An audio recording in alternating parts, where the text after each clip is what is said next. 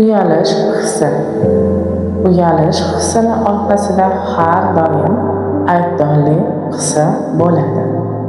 Qachonki biz odamlar nima deydi, boshqalar menga qaraganda qanaqa baho berishadi deb yashasak, hayotimizda xato qilishga qo'rqsak, tuhmatlarga qolsamchi deb o'ylab yashasak, qobiliyatlarimizni ko'rsatishga uyalsak, unda uyalish hissi bizni rivojlanishimizni to'xtatadi. Har doim uyalish hissini orqasida aybdorlik hissi bo'ladi. Aybdorlik hissi bizning sog'lig'imizga, pullarimizga ta'sir qiladi. Ko'p energiyamizni olib qo'yadi.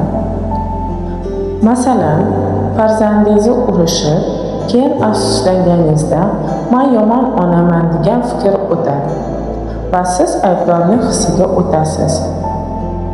Yoki boshqa odamlar, yaqinlaringiz sizga haqorat qilishganda, sizni urishganda, siz o'sha paytda tushkunlikka tushib qolasiz va o'zingizni aybdor deb his qilasiz. Yoki yaqin insonlaringiz yo'qotganingizda xuddi siz o'sha yaqin insonlaringiz o'limi uchun mas'ulsiz deb yana aybdorlik hissiga tushib qolasiz. Yoki ayollarda ko'pincha aybdorlik hissi farzandini yo'qotganida bo'ladi. Yoki abort qilganida ham aybdorlik hissi paydo bo'ladi.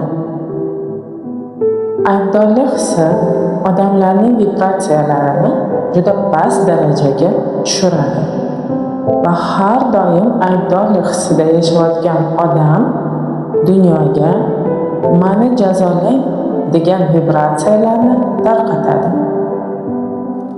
Chunki men aybdorman-ku, ongsiz holda albatta shunaqa yashaydi. Aybdorlik hissi bilan ishlash uchun trenajyorni eshitib ko'rmoqchi bo'lsangiz, unda Ongli hayot klubimizga a'zo bo'ling.